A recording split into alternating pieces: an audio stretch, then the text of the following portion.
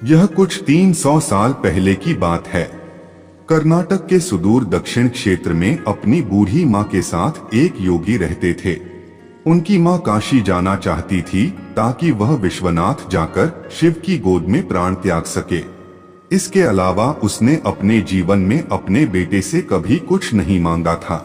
उसने कहा, मुझे काशी ले चलो, मैं बूढ़ी हो रही हूँ, मैं वहीं जाके मरना चाहती हूँ।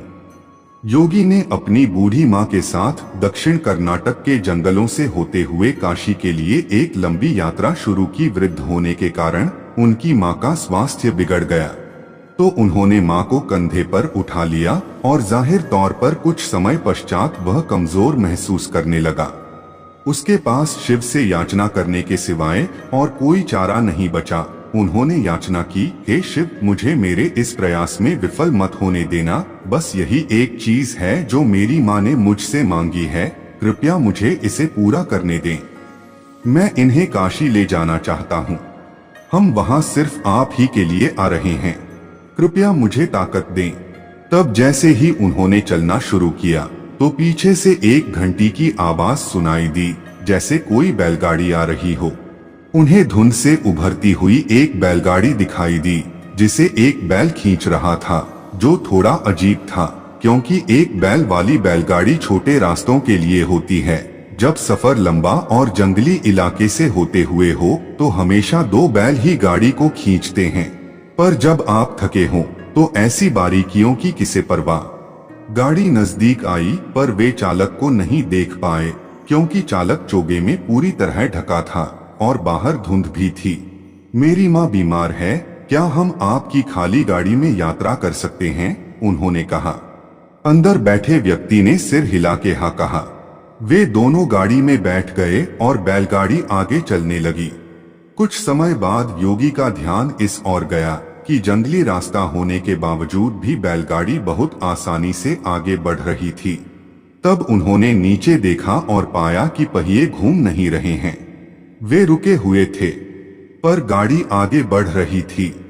तब उन्होंने बैल की तरफ देखा और पाया कि बैल बैठा हुआ था, पर बैलगाड़ी चल रही थी। तब उन्होंने चालक की ओर देखा और पाया कि वहां सिर्फ चोगा ही था। उसने अपनी माँ की ओर देखा। माँ ने कहा, अरे पागल, हम पहुंच गए, अब कहीं और जाने की जरूरत नहीं है, यही वो जगह है, अब मुझे जाने दो। इतना कह के माँ ने शरीर छोड़ दिया। बैलगाड़ी और चालक सब विलीन हो गए। योगी अपने गांव लौट आया। लोगों ने सोचा, यह इतनी जल्दी लौट आया है, ये अवश्य ही अपनी माँ को कहीं छोड़ के आया है। यह उसे काशी नहीं ले गया। उन्होंने उससे पूछा, तुम अपनी माँ को कहाँ छोड़ आए? उसने उत्तर दिया, हमें वहां जाना नहीं पड़ा, शिव खुद आए थे हमारे लिए। क्या बकवास है? उन्होंने कहा। योगी ने उत्तर दिया, मुझे फर्क नहीं पड़ता कि आप क्या सोचते हैं, वे आए थे हमारे लिए और यही सच है। मेरा जीवन ज्योतिर्मय हो गया है, यह मैं अपने अंतर में जानता हूँ। अगर आप नहीं मानते तो यह आप जाने। तब उन्होंने पूछा, ठीक है, हमें कुछ ऐसा दिखाओ कि हम माने कि तुमने सच में शिव को देखा है और वे सच में तुम्हारे लिए आए थे। योगी ने कहा, मैं नहीं जानता, मैंने उन्हें नहीं देखा। मुझे सिर्फ एक चोगा दिखा, वहां कोई चेहरा नहीं था, वहां कुछ नहीं था, वह खाली था। अचानक सबने देखा कि वह खुद वहां नहीं थे, सिर्फ उनके कपड़े ही दिखाई पड़ रहे थे। वे दक्षिण भारत के महान संत बने। जहां भी वह जाते लोग उन्हें बिना चेहरे वाले योगी के रूप में जानते थे।